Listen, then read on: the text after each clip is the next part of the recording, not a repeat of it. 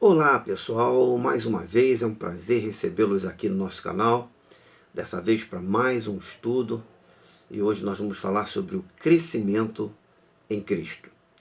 Mas eu quero te pedir também que, se você estiver gostando do nosso canal, se você estiver gostando do material que a gente tem postado aqui para vocês, eu te peço que você se inscreva no canal e que você deixe também o seu like.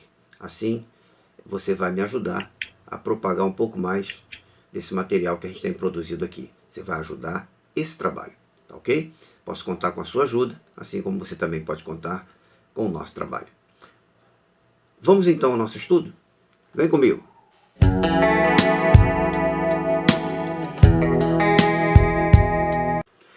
Deus deseja que seus filhos vivam vitoriosamente e em crescimento espiritual constante.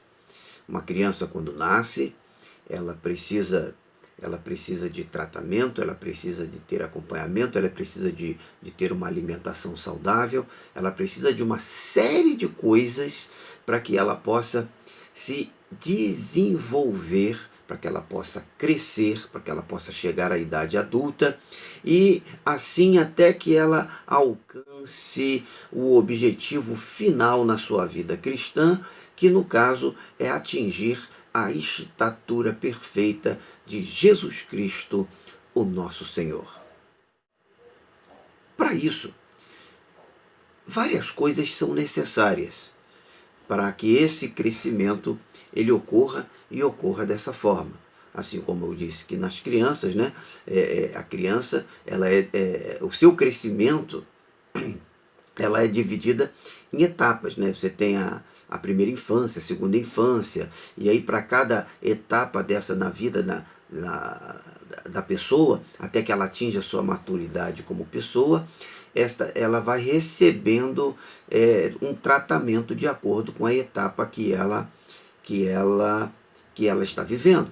Da mesma forma, na vida cristã, quando você nasce, você é como um bebê, é um novo crente, você não tem o conhecimento da palavra todo, então você precisa ser tratado, precisa ser cuidado, precisa ser zelado, e o tratamento é de acordo com as etapas do seu crescimento espiritual. E é assim, desse jeito, em etapas, que nós vamos estudar estas coisas que são necessárias ao crescimento. Veja bem que eu mostro para você aqui agora 4 figuras de 4 pessoas, simbolizando, né, o crescimento dessas pessoas. Então cada fase ali é uma etapa. A pessoa nasce, né, pequenininha, e depois ela vai crescendo, vai crescendo, vai crescendo, e à medida de que ela vai adquirindo essa estatura, é que ela vai recebendo o tratamento e o alimento adequado para cada uma dessas etapas que ela está vivendo. Quando eu estou falando aqui em alimento agora, eu estou me referindo ao alimento espiritual que a pessoa precisa receber, ao alimento da palavra, ao conhecimento da palavra, enfim, o viver no Evangelho. Bom, a primeira etapa é a etapa da santificação. Para referência, eu vou deixar para você Hebreus, capítulo de número 12, versículo de número 14. Esta palavra fala sobre santificação. Diz mais ou menos assim, depois você pode ler em casa e confirmar, né? Buscai a paz com todos, mas buscai a santificação, sem a qual ninguém verá o Senhor, ninguém verá a Deus. Tá? Então, a santificação é algo que a gente precisa buscar. E esta é a primeira etapa. Por que eu ponho como primeira etapa? Para efeito didático, viu, queridos? Como primeira etapa. É a primeira etapa a ser estudado. Por quê? Após o processo de conversão, da aceitação da palavra, do amor, do Evangelho de Cristo no seu coração, você inicia uma nova vida. E a palavra diz, né? Eis que as coisas velhas já passaram e que tudo se fez novo. Então, a partir de agora, você vai ver novidade de vida. É uma nova vida, tudo diferente, tudo novo. E o que significa isso? Significa que aquele que roubava não rouba mais, aquele que vivia de maneira dissoluta já não vive mais, agora ele vive de maneira regrada, aquele que roubava não rouba mais, aquele que xingava não xinga mais, aquele que adulterava não adultera mais. É uma nova forma de viver. E esse viver a gente chama de viver em santidade. E o que vem então a significar santidade? O significado de santidade é ser separado, ou seja, separado de quê? Separado da vida de pecado, separado do pecado. Então, buscar a santidade é buscar se afastar cada vez mais da prática do pecado. Então, a primeira etapa que precisa ser vencida é a etapa da santificação. Segunda etapa, crescimento na palavra. E eu deixo para você como referência 2 Pedro, capítulo 3, versículo 18, que fala exatamente isso, do crescimento no conhecimento da palavra e crescimento na graça. É necessário crescer na palavra. Hoje você ouviu uma mensagem, você entendeu a mensagem do Evangelho, mas ainda não conhece totalmente os detalhes do Evangelho. Então é preciso que você, através do conhecimento da palavra, do estudo da Bíblia, que você vá aumentando este conhecimento, que você vá crescendo nesse conhecimento. Essa é uma etapa de longo prazo, é uma etapa duradoura, é uma etapa que vai permanecer na sua vida até o dia da volta de Jesus. Então, crescimento na palavra é de fundamental importância para o crente que ele busque o crescimento na palavra. Terceira etapa. A terceira etapa trata do crescimento no amor. E, para sua referência, naturalmente, eu estou deixando também 1 Tessalonicenses, capítulo 3, versículo de número 12. Crescimento no amor. A essência do viver cristão é exatamente o viver na prática do amor. Em 1 Coríntios, capítulo 13, Paulo dedica quase um capítulo para falar exatamente disso, do amor, do viver em amor. E preste atenção que o amor que a Bíblia está tratando aqui não é o amor que a gente sente por nosso irmão de sangue, não é o amor que a gente sente pela nossa esposa, você, mulher, pelo seu marido, não é o amor que você sente pelo seu filho, não é o amor que você sente por os amigos mais próximos, mais chegados, um parente seu. Não, esse amor aqui é o amor ágape, é aquele amor que leva a pessoa, quando ela está vivendo no ápice desse amor, que é o maior exemplo desse é Jesus Cristo, ele chega a entregar a sua vida para poder poupar a do outro. Né? Ou seja, para que o outro não passe pela morte, né? A pessoa que está no ápice desse amor, ela chega ao ponto de se entregar para que aquela outra pessoa ela tenha vida. É desse ágape que a Bíblia está falando lá no livro de 1 Coríntios. 1 Coríntios, capítulo de número 13. Então nós precisamos viver por esse amor.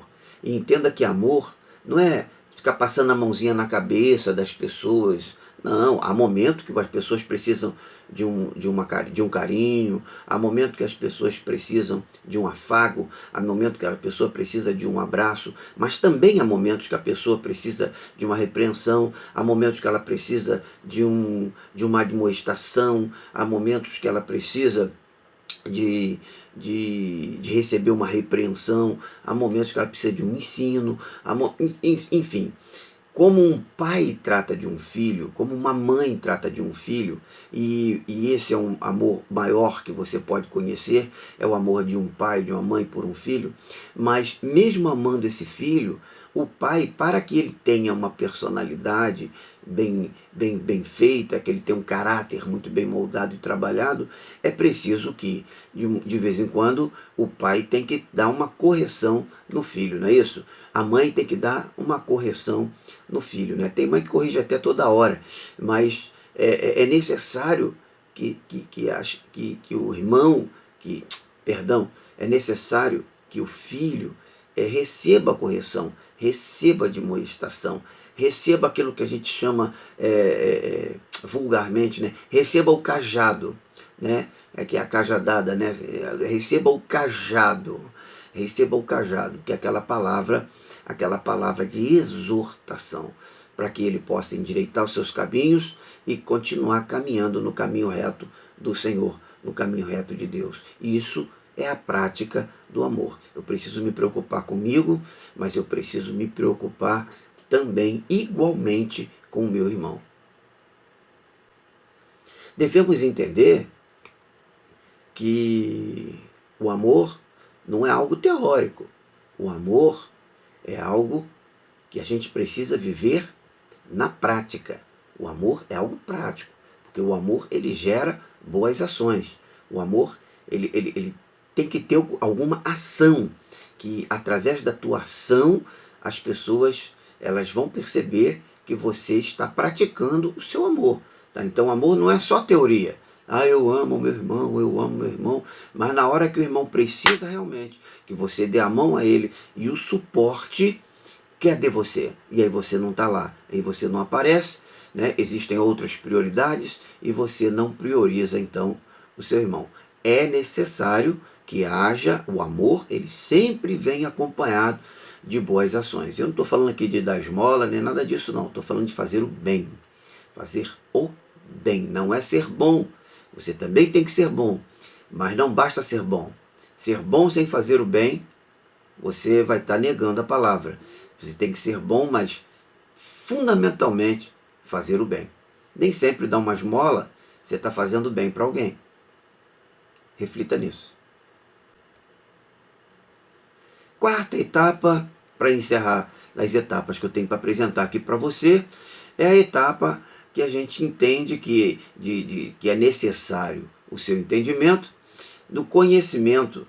O crescimento no conhecimento, ele é gradativo, ele não vem assim de uma hora para outra, né? É gradativo, assim como na vida natural, você começa, a criança entra lá na creche, da creche ela vai para a alfabetização 1, alfabetização 2, aí vem o primeiro, o ensino fundamental, depois vem o ensino médio, depois entra, e vai subindo de nível. Assim também é o conhecimento na vida espiritual. Você vai crescendo no conhecimento na palavra, vai crescendo também na graça de Cristo, e isso é de maneira gradual. A palavra diz que as coisas elas acontecem, é de fé em fé, é de glória em glória. À medida que você passa por alguma experiência principalmente de luta, né, para você ter vitória é preciso passar pela luta. Quando você vai passando por essas lutas, você vai adquirindo conhecimento e experiência naquilo que você está vivendo. E enquanto você está passando por aquela luta, você que já tem o coração voltado para Deus e está buscando viver essa vida na presença de Deus, enquanto você está passando por aquela luta, você está buscando em Deus, buscando na pessoa de Cristo, está buscando nele a solução, está buscando nele a sua ajuda, está buscando nele o seu socorro. E aí é onde Paulo fala, né, que eu amo a fraqueza, porque nas fraquezas é que eu me fortaleço. Quando estou fraco, aí é que eu sou forte, porque é na fraqueza que ele vai buscar o seu aperfeiçoamento espiritual. É na fraqueza que ele gradualmente ele vai alcançando o seu crescimento. Então o crescimento ele é gradual, tá? A cada experiência. Você pode ver que você passa hoje por uma situação difícil, tá? A próxima situação que virá, ela vai ser muito mais difícil do que essa que você viveu. Tá? Porque se for igual, como você já adquiriu experiência, você não vai viver a luta. Você vai simplesmente passar por cima porque você já aprendeu como é que supera aquela luta. Então a próxima luta, ela sempre será maior do que a luta que você venceu anteriormente. Coloca isso aí no seu coração e guarda isso aí contigo. Isso é uma verdade. Crescer na graça e no conhecimento. Crescer na graça e no conhecimento. Quando lemos o versículo de 2 Pedro, capítulo de número 1, capítulo 1, versículo 2, ali nós entendemos que é através do conhecimento que nós alcançamos a graça de Deus. Então, à medida que você vai aprimorando o seu conhecimento, e onde você busca o conhecimento? Na palavra de Deus, na Bíblia. A Bíblia, ela contém a palavra de Deus, a revelação de Deus para o homem. Então você vai lá, vai aprendendo, vai se alimentando e vai crescendo. E à medida que você vai crescendo, você vai alcançando mais graça, mais graça, mais graça. E nós entendemos isso ao ler a palavra. Agora, por que a graça? Por que temos que buscar também esse crescimento na graça? É porque é a graça de Deus que capacita o homem a resistir aos sofrimentos pelos quais a gente tem que passar na nossa vida, no nosso dia a dia. Né? Eu deixo aí uma referência para você também, em 2 Coríntios capítulo 12, versículos de 7 a 10. 2 Coríntios capítulo 12, de 7 a 10. Lá você vai ver Paulo falando sobre isso, que é na graça que ele busca exatamente se fortalecer. Eu falei um pouquinho agora há pouco, né? Nesse texto de Paulo, ele fala do espinho na carne. E quando ele foi clamar ao Senhor: Senhor, tira esse espinho, essa coisa do diabo aí e tal. E aí o que Deus fala para ele? Ó, a minha graça te basta. Por quê? A graça do Senhor é ela quem vai nos fazer, ela quem vai nos capacitar a suportar os sofrimentos. Então, se ele tinha graça, ele tinha a condição de suportar aquele espinho na carne.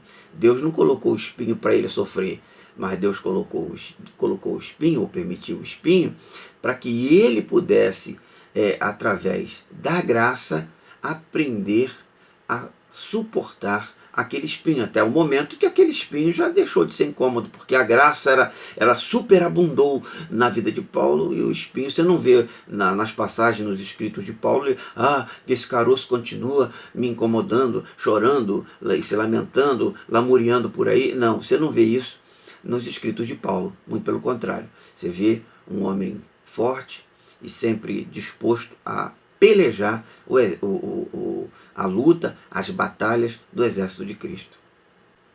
Sendo assim, a gente pode concluir com o texto de 2 Timóteo, capítulo 2, nos versículos de 1 a 4, que a graça, ela na verdade, ela não só nos ajuda a suportar o sofrimento, mas ela nos fortalece, ou seja, a gente não só suporta, mas cheios da graça, a gente supera o sofrimento. A gente supera o sofrimento. E, através da graça, a gente também vai conseguir atingir outros objetivos.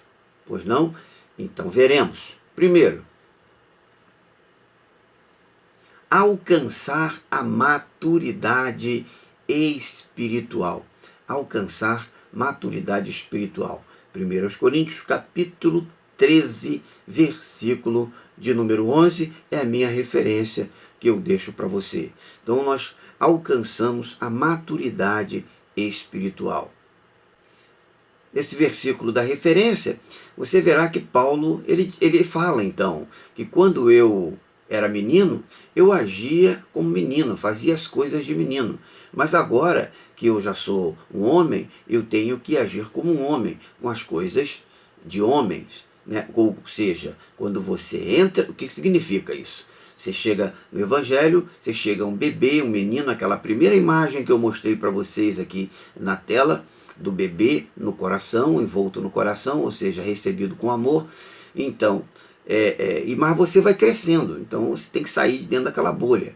E vai crescendo, e vai crescendo até que você vai atingir, na quarta etapa, a idade adulta. Então agora você precisa agir, se comportar como adulto. Na vida cristã é a mesma coisa. Você vai crescendo, hoje é um menino no Evangelho, amanhã você é um adolescente no Evangelho, a sua maturidade vai crescendo, até que daqui a pouco você já vai estar lá na ponta, guerreando contra as hostes do mal, contra as forças das trevas, porque você já vai estar maduro, fortalecido, robustecido, pronto para guerrear, não é? Pronto para guerrear. Esse é o significado, né? Então, alcançar a maturidade espiritual através da graça. É através da graça que nós vamos atingir esses objetivos. Veja que uma criança, quando você é criança, você não consegue discernir o que é bom, o que é ruim, o que é mal ou o que é do bem. Mas como adulto, você já tem condição plena de discernir isso. Então você tem condição plena de viver, por opção sua, uma vida plena em Cristo Jesus, atingindo a maturidade espiritual em Cristo Jesus. Cultivar o entendimento. Filipenses capítulo 1, versículo 9. Veja isso, cultivar o entendimento. O que isso significa? Significa que à medida que a gente vai se aproximando da maturidade espiritual, a gente vai adquirindo a capacidade de discernir aquilo que vem do Senhor e aquilo que não vem do Senhor. E a gente vai sempre optar pelas coisas que vêm do Senhor. O que vem do Senhor a gente recebe. E o que não vem do Senhor, nós vamos rejeitar, nós vamos repreender, nós vamos mandar para longe. Porque você não quer nada que não venha de Deus, você só quer o que vem de Deus. Né? Então, à medida que você vai buscando, vai se aproximando da maturidade cristã, e para isso você tem que crescer em graça, tá?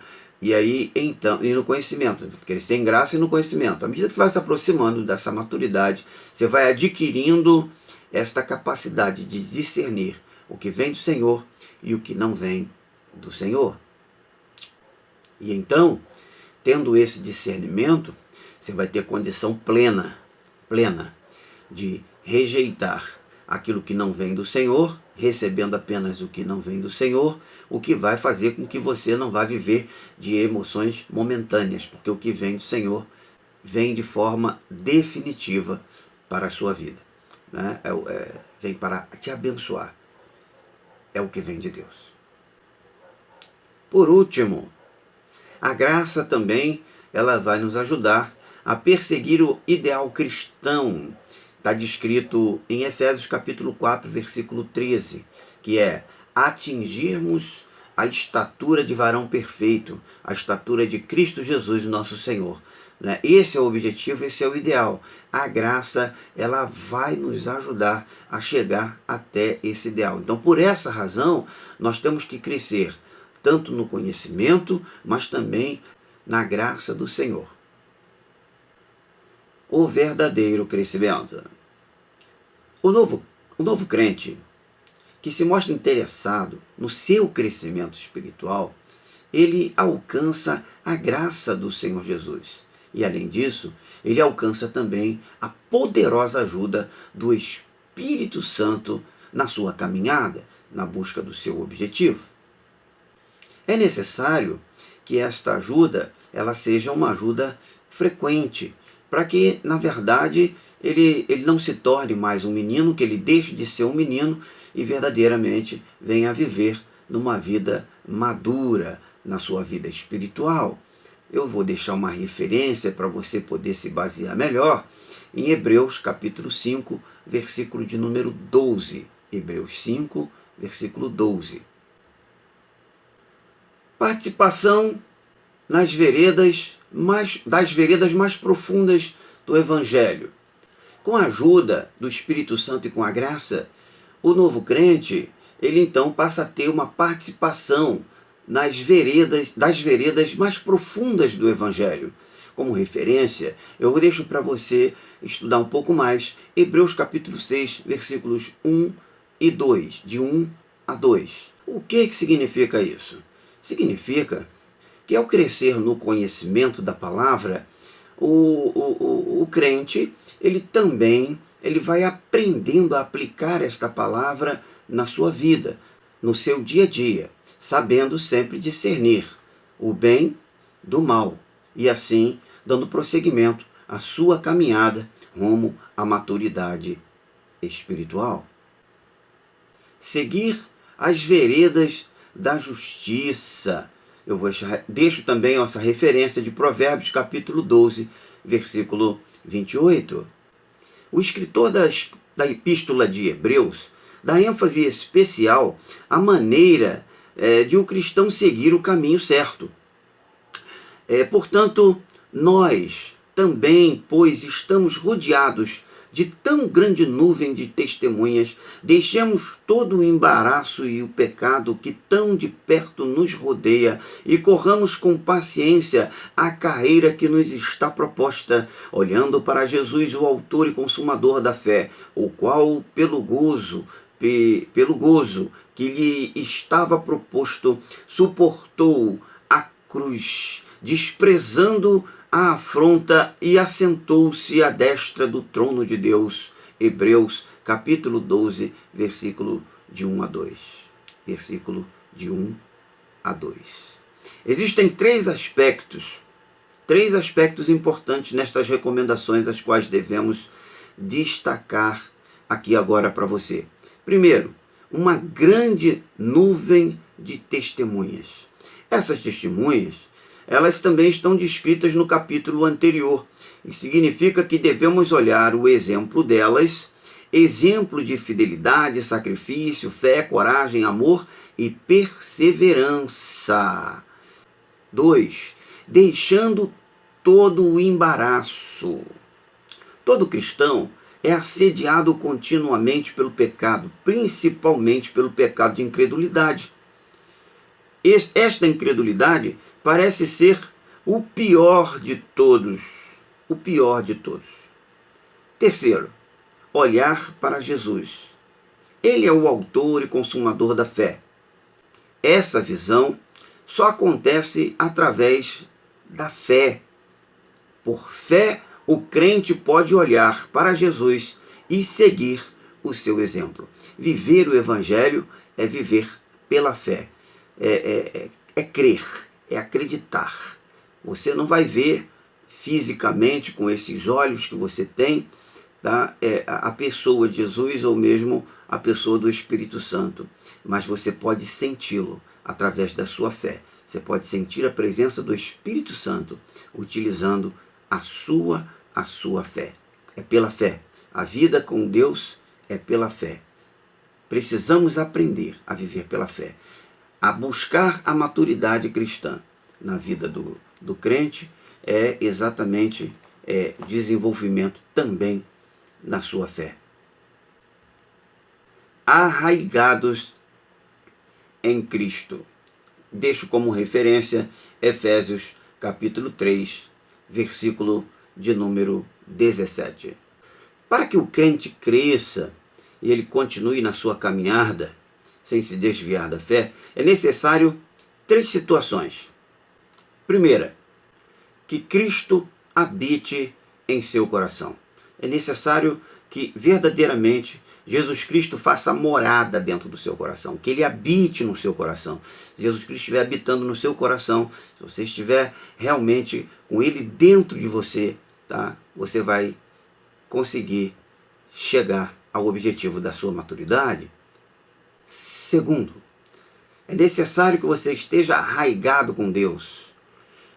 Uma árvore plantada com raízes profundas, pode vir o temporal que for. O temporal vai passar, mas ela não vai conseguir, o temporal não vai conseguir arrancar a árvore do lugar. Assim também deve ser você, deve ser eu, devem ser nós, tá? Arraigados com Deus. A tempestade pode passar, pode até sacudir, pode ameaçar quebrar o seu tronco, mas se você estiver arraigado com raízes profundas, não vai arrancar você de onde você está e você vai prosseguir na sua caminhada.